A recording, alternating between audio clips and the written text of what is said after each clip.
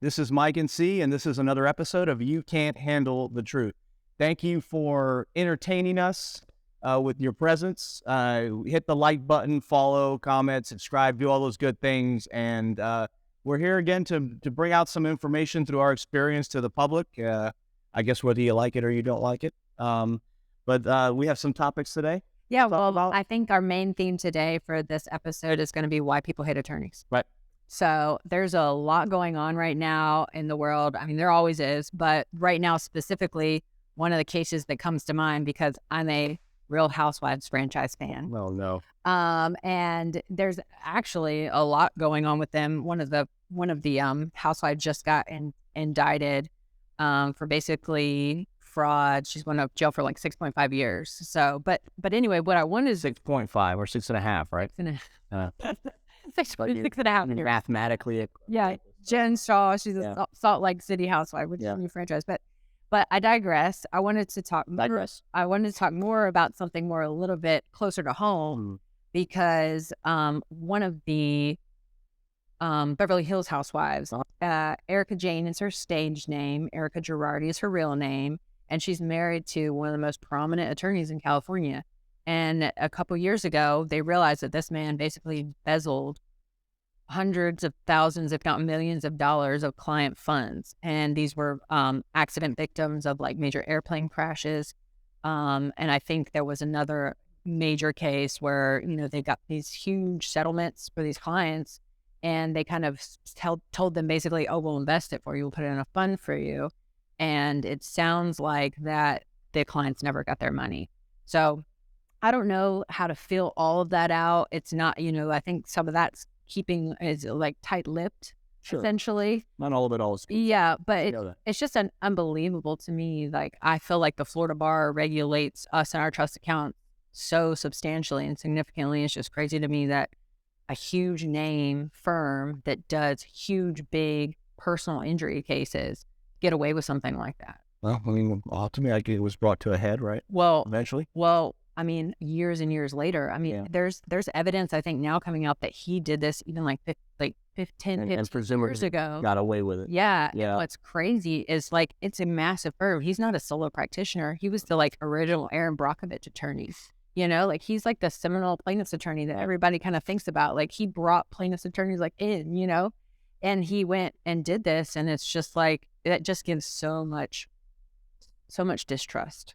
So much distrust. Is the Aaron Brockovich movie a reason why people hate attorneys? That might be another question too. I don't know. I don't know. Maybe it's the reason why some people like attorneys. I don't know. I think going back to Shakespearean times, people have always wanted to kill the attorneys off first, right? Yeah. That was one of the comments. So one of those, I don't know, it was the Hamlet. I forgot which one it was. Oh, well, I think that, we're necessary evil, right? Like then when you need us, and I think the biggest reason is because especially like in the personal injury realm, right? We're going up against all these massive multi-billion-dollar corporations who've got millions and millions of dollars to spend on lobbyists.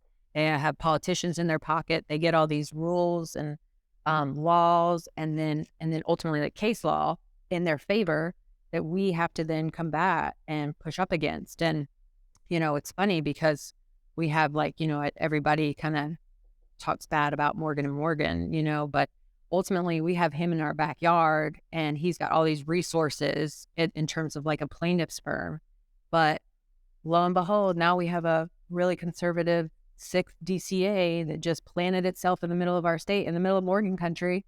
And so it's like we as personal injury attorneys, I think, to need to work together a little bit more. We don't need to be so poking fun at one another. Right, like putting a billboard on every section of the interstate and you're driving down the road. I mean, how do you pick? Who do you decide? I mean, you look the one that looks better. I mean, if that's the case, I should have put a billboard up like 15 years ago when I looked better. But I mean, I don't know how do you decide? You drive down the road and it's like, I want this one, no, this one, I'll get this one, I'll get that one. But I mean, you're right. I think that I'm not trying to poke fun at what you're saying. I think it's more of a, if it's a cause, then it needs to be more deal. But it ultimately, there's a business as well. There's people trying to make money. There's people trying to make put money. Food on the table for their families. But ultimately, we need to collaborate like these insurance companies if we want to create some sort of change and make the laws better for consumers. Right. So, No, but you that's a know, great so topic. so I think that's probably a huge reason why people like hate attorneys, because we seem really greedy. To feed off the economy too, right? Yeah, It's kind of what they know. But it's like the whole thing. It's like you hate your attorney until, well, sometimes you need them. And unfortunately, we don't sell ice cream. I mean, when people come to see us, there's something that happened.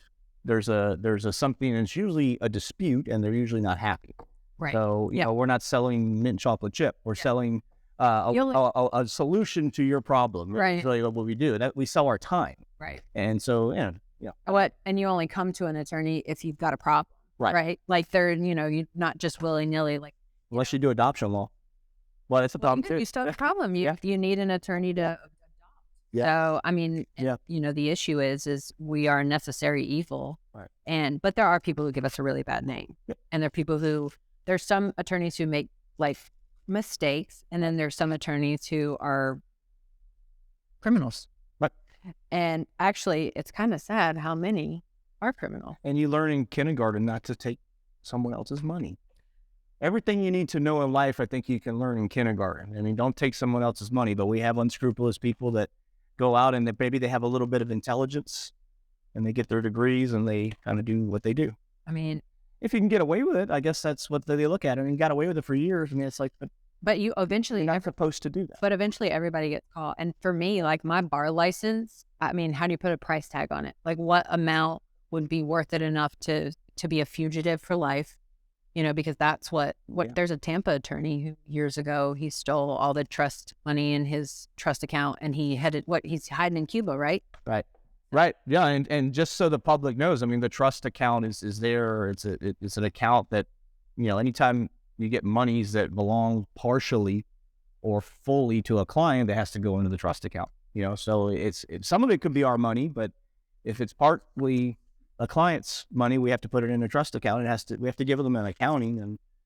And, so if you have any issues with anybody where you have monies that belong to you that are in a trust account, make sure you get an accounting, just like you would with anything. You want to know where that money has gone, and as long as it's going to the right people, it's fine. Well, who's getting paid for what? It's funny because there are a ton of stories about why people get suspended, why people get disbarred, why people, get public reprimand, slaps on the wrist, things like that. That's something the Florida Bar publishes, which is really interesting. So if you are interested in us, we get kind of the bird's eye view of it. We get all of the information when it happens, or at least a little tidbit of it to tell you what these attorneys are, potentially doing. If you're interested in a segment on that about, who got disbarred this week, we would, be happy to share that with you if that's something you'd be interested in. But I wanted to read off kind of some of the things that are relevant here. This one law firm down in Fort Myers, and specifically one of the partners got disbarred, or she's on interim probation, because after Hurricane Ian, they set up basically a double wide, and it had it made it sound like they were a federal government emergency rescue, like a FEMA rescue. Like a FEMA, yeah. And so they were trying to get people to sign up for their property claims as looking like they were FEMA. She only got probation. Yeah, that seems like she sounds like she got off pretty well. Yeah. Unfortunately. She must have had a good attorney. Yeah. Right. So they actually said they were a federal agency. And isn't that how would they charge? Was it federal, or is it? Let's see. So it's this. We learn as we go. This particular attorney, she's a partner at a Fort Myers law firm. Okay. So she basically, she's a lawyer whose law license was suspended after setting up a mobile claim center near Fort Myers. Okay. And now she is able to resume practice under the terms of the agreement she reached with the Florida Bar. Right. And again, we're all for, I guess, rehabbing people, right? I mean, isn't that what A.D. Winehouse talked about?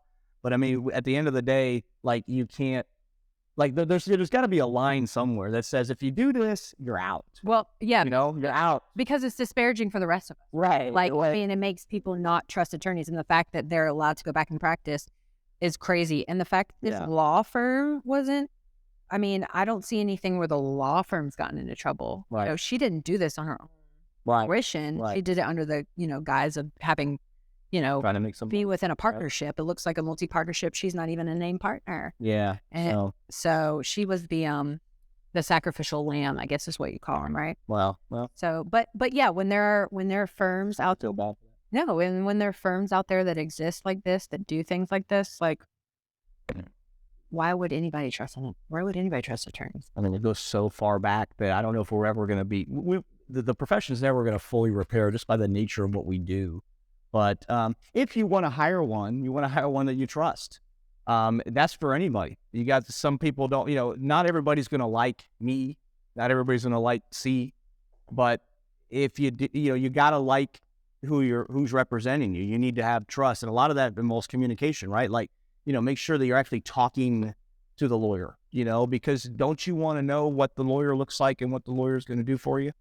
Yeah. Well, and I think a huge, no offense, I wasn't trying to. No, I think a huge thing here. No, by what you said, like getting attorneys you can trust.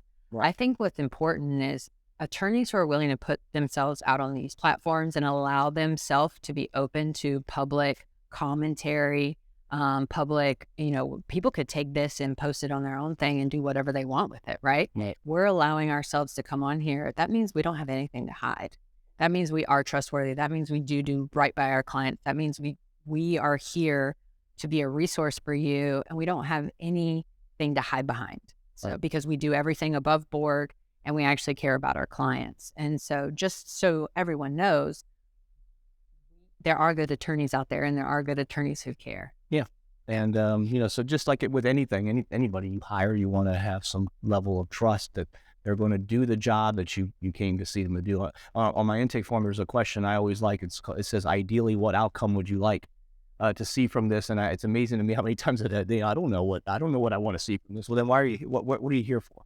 And it's not a sarcastic question. It's like, what do you want a lawyer to do for you? But those are the questions that you want to think about before you come in, because you do need to know what you want why are you coming in to see a lawyer? Are you coming in to see it because you saw some advertisement where someone said they got some money? Or are you coming in for something that you want them to solve for you? Because we're kind of like, glorified problem solvers. Yeah. Right. No, we definitely are. Yeah. I feel like a therapist more than an attorney most of the time. I mean, you listen a lot. Yeah. So it's very confidential. It's very, you getting people in a vulnerable position. Yeah. Well, I think being trustworthy is one of the most important qualities an attorney can have. And that's what we try and show that we have whenever we talk to clients. We want people to know that. But if you like this, if you like this direction, if you want to hear stuff, please like, comment, share. Let us know what you're interested in the comments. Subscribe to us, and until next time. And just come talk to us. You don't have to believe what we're saying. Just come talk to us. Maybe you'll believe it then, right? Yeah. Until next time. Bye. Bye.